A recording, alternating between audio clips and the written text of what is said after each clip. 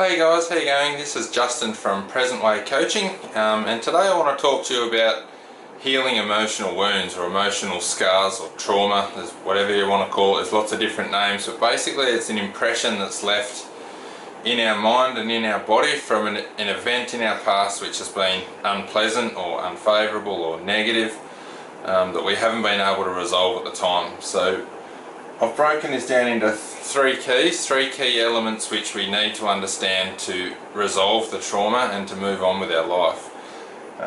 And the first one is courage. So the first key to dealing with trauma or wounds is courage. You have to get to a point where you think, oh, I need to resolve this, and I need to look inside, and I need to face this thing that we have all these images and thoughts about that is scary and fearful. We need the courage to be able to get to a point where we say, I need to deal with this now. I can't keep living the way I've been living, and that is a big step. And that's where we quite often need to reach out to a coach, because we can't do this on our own. We don't have the skills and knowledge to be able to do it on our own. We need more education, more skills to do this, and that's where we reach out to a coach and get help, which is a fantastic step. And again, that takes courage to admit there's a problem and step out and get the help that you need. And the second key is we need to understand the subconscious mind. So we need education around the subconscious and what's going on in the subconscious mind. So by the time we're 30, 95% of who we are and how we operate is subconscious. It's not a conscious process. Things come into our experience and we subconsciously react to that situation and operate the way we've been conditioned to operate. So understanding how that works is crucial, and I'll give you a small look at that now. We go into this a lot deeper in our coaching, obviously, but to understand who you are is, if you're born here, and let's just say that's your soul path. So if you were born down here, there's my dodgy little baby. So if you're born down here and if you've followed your soul path, the truth of who you are, that's how you would live your life. You would be free, you would be creative, you'd be joyful, you'd be peaceful, and you would just go about following your intuition and going through life. But what happens when we're born, we don't know who we are, and the subconscious, or the part of our mind, there's a part of our mind which is looking for things to, it's our safety officer basically. Our mind is always looking for fear, and it perceives things as fearful and creates a way of operating to avoid that fearful thing. So in our childhood, when something happens and we get an emotional scar, say you're being a child and your parents yell at you or scream at you or something, that feels uncomfortable. As an emotion, that feels uncomfortable in the body, and we don't know what that is. We have no reference for it, and our mind says that's danger, that feels horrible, let's avoid that. So you write a program in your subconscious mind to say, anytime something like that is experienced again, we'll operate in this way. And each time we do that, we come off our path, we modify our behaviour, we modify our way of doing it because it didn't feel good. So then now we're going on this trajectory here, and something else happens, another emotional scar happens. So you decide to do something as a child which for you feels fantastic. You're a bright, bubbly, happy person, and you do something and mum or dad shouts at you and says, don't do that, don't be silly, calm down, whatever they say, and that feels uncomfortable in the body. The emotion in the body feels uncomfortable. So again, your mind looks at that and says that feels dangerous. We need mum and dad to survive. We don't want to do anything to be kicked out of the herd. This is a primal function of the brain. So you modify your way of behaving and you say, okay, well, what I'm doing in that moment, in that instant, is not appreciated, is not good enough, is not the way I'm meant to be acting. Even though it may be true for you, your mind still tells you, well, we don't want to do that because we don't want to feel that uncomfortable emotion.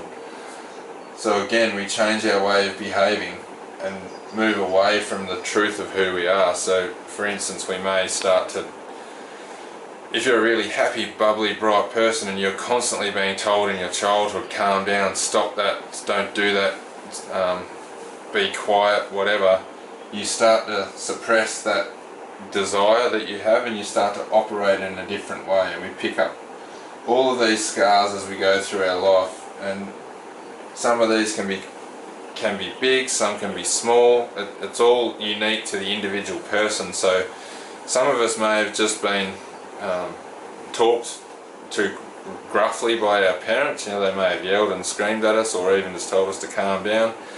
Unfortunately, others of us have had, you know, sexual traumas, abuse, grown up in families with alcoholism or domestic violence or whatever. Each individual trauma or wound is unique to each person, and because one person, you may perceive some person's wound as more, or they deserve to have more trauma than that person, it doesn't play out like that.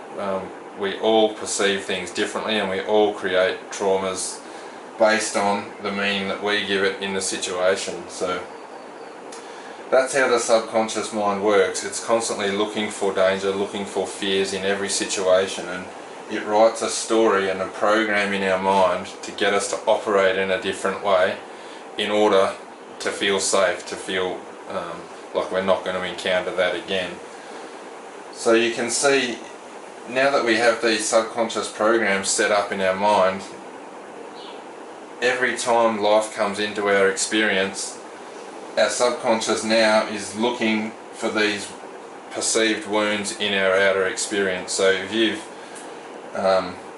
grown up here and you haven't trusted your mum, so for me in my life, my parents divorced when I was 6, and I grew up in a very stressful environment, and I was always being criticised and judged and shamed for what I was doing. So I now had this filter and this subconscious program of shame and guilt about what I was doing as a person. So when I go through my relationships now, this happened to me, not now so much, but previously, I would be looking in my relationships for all the times when my partner would say something, my wife would say something, and I would attribute shame to it, and I would automatically, through this subconscious program, say, I'm not good enough, she's telling me I'm not good enough. Whatever the story is, that's just a story, it's not the truth of who we are. But that's how the subconscious mind works. It gets an event come in, it creates a program to try to keep you safe, writes that down in your subconscious mind, and that becomes a filter with which you view life through. So we need to unpick that to remove our emotional wounds. So that's step 2. Step 3 is now understanding the nervous system. So when one of these wounds is triggered, so life comes in and that wound is triggered, your nervous system, which is the part of your whole body, goes into a response, which is the fight, flight, freeze response, and that is triggered based on this subconscious program. So life comes in, your subconscious program filters it through its set of filters and says, yes, that is going to create the same outcome that we had in the past, and it floods your body with emotions and hormones and chemicals to get you into the fight, flight and freeze response. And that's what's happening in the nervous system when you're triggered, and this all happens subconsciously, it's all out of our awareness. So the key to healing this emotional wounds is to get a coach or a guide or somebody who can run you through this, and this is the program that my wife and I run people through. And it starts with you having the courage to be able to say, yes, I have a problem and I want to deal with it, I don't want to live my life like this anymore. You get education around how these wounds were set up early in your childhood, and get some education around the truth of who you really are, who you are as a human being, and how you're wired to be who you are. You're actually conditioned to be who you are, but that's not the truth of who you are. And then to understand how the nervous system responds when these events are triggered, now you can start to engineer yourself back to being whole and complete. And as we do this work, we start to drop this emotional baggage. I'll say this as the emotional baggage you're carrying. We start to drop all of that through doing this work, and you come back to being the truth of who you are, which is living your life with joy, peace, purpose, creativity, as we release these wounds.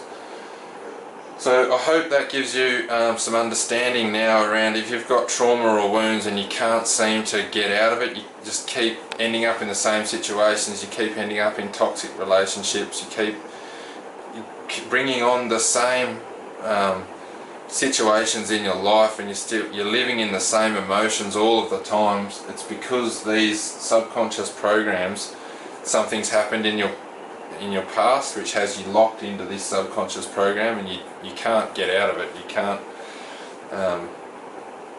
because mostly you are operating subconsciously. 95% of who you are is unconscious. It's very difficult to get yourself out of that on your own. We need a coach or a guide to help us get through that. But once you understand this at a deep level, have all the skills and knowledge to see it and feel it and have the breakthroughs yourself, you'll learn how to free yourself. You'll learn how to see life, to understand this process and free yourself. And yeah, there's nothing more valuable in this lifetime to learn that, because now you're free. Now you can actually live life on your terms and live the way you want to live and be the person you want to be and contribute to the world the way you want to contribute, without feeling like you have to hide away from the fear and trauma that you're conditioned to have. So I hope you've found this valuable, guys, and yeah, feel free to reach out to us at any time. Our details are in the description below, and yeah, I look forward to seeing you guys next time. Take care. See ya.